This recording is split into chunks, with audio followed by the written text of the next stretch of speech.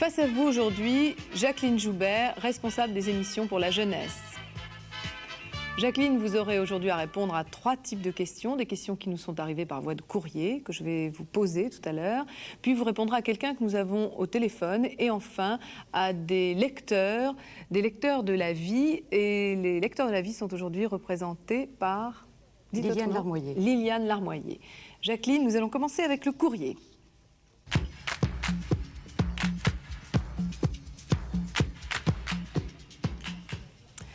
Alors, je commence tout de suite par la question qui revient le plus souvent, Jacqueline. Pourquoi avoir choisi Goldorak? Il est indéniable que ce personnage fascine nos enfants, mais plusieurs mamans posent en d'autres termes la même question que Madame Decazeau, dont voici la lettre. Madame est de Mélan. Comment pouvez-vous dispenser tant de violentes images à nos petits? Vous les rendez nerveux, insolents et inquiets. N'avez-vous rien d'autre à nous proposer? D'abord, je crois qu'on a tout dit à propos de Goldorak. Tout ce que je peux vous répondre, c'est que j'ai reçu la lettre d'un éducateur qui s'occupe d'enfants handicapés. Et Goldorak les rassure parce que Goldorak les protège. Alors j'ai quand même trouvé cette lettre extrêmement encourageante. Et puis entre nous, ça n'est qu'un dessin animé. En tout cas, je peux vous annoncer Albator à partir de janvier, qui lui va avoir beaucoup de succès parce que c'est également un personnage de science-fiction, mais sans aucune mesure avec Goldorak. avec Goldorak. Il est beaucoup plus doux et romantique. Alors précisément, une autre maman s'inquiète à l'idée que Goldorak soit remplacé par l'horrible Spectroman dont elle a vu un extrait. Non, pas question de diffuser Spectroman. Non, absolument pas question. Non. Ça a été annulé, donc. Oui, ça a été annulé. Vous considérez-vous comme un prolongement de l'école ou comme un marchand de distraction? Vous, la télévision, bien sûr. Certainement pas un prolongement de l'école, un peu un marchand de distraction. Et surtout, je crois que nous sommes là pour inciter les enfants à s'intéresser à ce qu'ils ne connaissent pas. Beaucoup d'enfants vivent dans un milieu familial tout à fait ignorant de littérature, de musique, d'art, enfin de toutes sortes d'arts. Et je crois que nous sommes là pour, par petites touches, les inciter à s'y intéresser. Et c'est vous que vous avez répondu à Madame Destresse de Paris. Votre programme est plus éducatif que divertissant et drôle. Est-ce si difficile de distraire? N'est-ce pas avant tout votre rôle? Eh bien non, nous essayons de doser la distraction et puis le côté un petit peu éducatif. Éducatif est un bien grand mot, je trouve.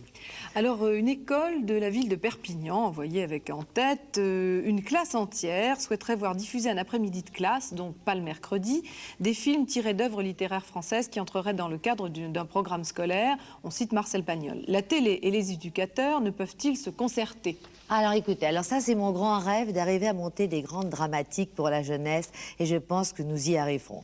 Toutefois, je peux quand même vous annoncer 2 bonnes choses pour les fêtes de fin d'année. Une dramatique écrite spécialement pour la jeunesse par Michel Angot, La boîte à souhait, réalisée par Jean-Charles Dudrumet, ça a été tourné en Tunisie, et un opéra qui a été monté au nouveau carré de Sylvia Montfort, un opéra que Benjamin Britten a écrit spécialement pour les enfants, Le Petit Ramoneur. C'est très amusant et je pense que ces 2 œuvres leur plairont beaucoup. Une autre question encore de quelqu'un d'anonyme. Je ne comprendrai jamais qu'aucune des 3 chaînes ne fasse de programme pour enfants le mardi soir. Avez-vous une explication à cela? Eh bien, tout simplement parce qu'il y a les dossiers d'écran qui ont été demandés par l'Éducation nationale. C'est la réponse qui m'a été donnée quand j'ai posé la question aussi. Ferez-vous des programmes spéciaux pour les vacances scolaires? Sinon, votre chaîne tiendra-t-elle compte du fait que les enfants regardent tout pendant les vacances, surtout en hiver? Eh bien, je vous ai déjà parlé des 2 grandes opérations, l'opéra et la dramatique.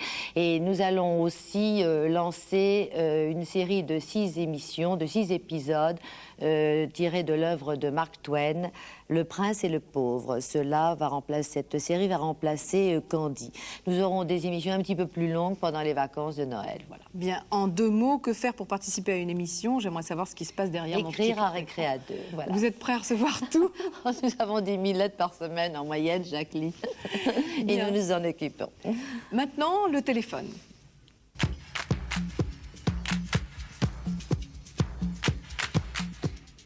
Vous nous passez notre correspondant ou notre correspondante? Allô? Je suis Madame Augier de Nogent-sur-Marne. Je voudrais poser 2 questions. Ma première question, c'est pourquoi les émissions du mercredi sont-elles décousues? Car j'ai une fille de 3 ans et elle ne peut fixer son attention pas plus de 3 quarts d'heure. Je ne suis pas seule dans le même cas et il faudrait grouper vos émissions par catégorie d'âge afin de permettre aux enfants d'être plus attentifs à vos histoires. Est-ce que Oui, vous avez bien oui, entendu? vous avez parfaitement raison, madame. D'ailleurs, nous en tenons compte parce que nous terminons le mercredi après-midi par des émissions consacrées aux plus jeunes enfants. Par exemple, Disco Rébus, Émilie ou les Beublies, actuellement Zanette avec Pierre Dudin, qui sont des émissions destinées aux très jeunes enfants. C'est ça la difficulté d'un service pour la jeunesse, parce qu'à tous les goûts divers qu'on trouve dans le public s'ajoutent les différences d'âge. Et nous nous efforçons justement, nous commençons par les plus âgés et nous terminons par les plus jeunes. Les plus jeunes dorment en début d'après-midi déjà. Pour jouer la complémentarité avec TF1 aussi. Ah, donc vous travaillez c'est très vraiment important. en face de TF1. Pour que les enfants n'hésitent pas sans arrêt entre deux chaînes. Voilà. Très bien. Merci madame. Nous allons maintenant passer à la presse.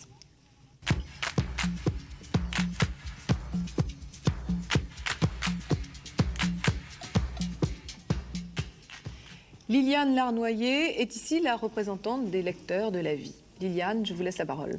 Bien, les réactions du public semblent être très différentes selon qu'il s'agit des enfants ou des adultes.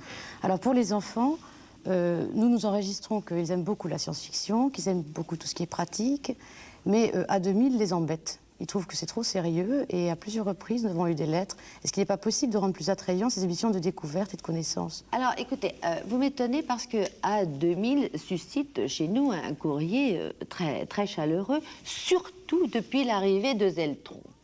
Zeltron est un petit personnage qui, en 5 minutes, explique les mystères de l'électricité. Jacqueline Vauclair aussi, à côté de Zeltron, fait faire davantage d'animation pour rendre les sciences un petit peu plus sympathiques. Alors du côté des adultes, je crois qu'il en reste beaucoup encore à Goldorak, dont on a parlé tout à l'heure. Oui, on peut se dire que ça s'achève, Goldorak. Oui. Mais les adultes ont tendance à assimiler l'ensemble des programmes pour la jeunesse d'Antenne 2 à Goldorak, à des séries de ce type. Alors moi, je voudrais savoir quelle est la part de création à l'heure actuelle. Mais écoutez, nous avons un peu plus de 7 heures par semaine de programme pour la jeunesse, et sur ces 7 heures, il y a 5 heures de création. C'est quand même énorme, non? Oui. Pour un malheureux Goldorak qui dure 25 minutes. Vous avez une autre question à poser? Non? Non. Vous aviez fini. Eh bien, je vous remercie infiniment. Est-ce que j'ai le temps d'ajouter quelque chose? Absolument. Oui, parce que nous lançons une expérience que je crois très, très intéressante pour les malentendants. Ça s'intitule « Mes mains ont la parole ». Et cette émission va démarrer au mois de novembre.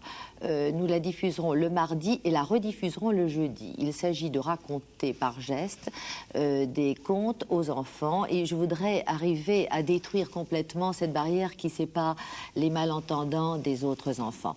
Alors je pense que c'est une initiative qui est en tout cas chaleureuse, intéressante. Donc à partir de novembre, Mes mains ont la parole. Est-ce que c'est quelque chose de concerté, car nous avons également dans l'émission de Noël ma mère un parallèle. Moi, c'est un rêve que je réalise. C'est un rêve auquel je pense depuis des années et que je réalise enfin. Voilà. Bien. Mais ça, c'est pour les très jeunes enfants. Merci Jacqueline. Maintenant, l'émission se termine. Je vous donne rendez-vous demain avec Jacques Garat. Mais je vous précise que vous avez encore jusqu'à la fin de la semaine pour nous écrire et nous poser des questions pour Robert Chapat, Noël Mamère, qui s'occupe de C'est la vie, Henri Slotine, responsable de 4 saisons, Michel Oliver, vous le connaissez, et enfin Anne Sinclair, qui présente et prépare l'émission L'invité du jeudi. Au revoir, à demain, même heure.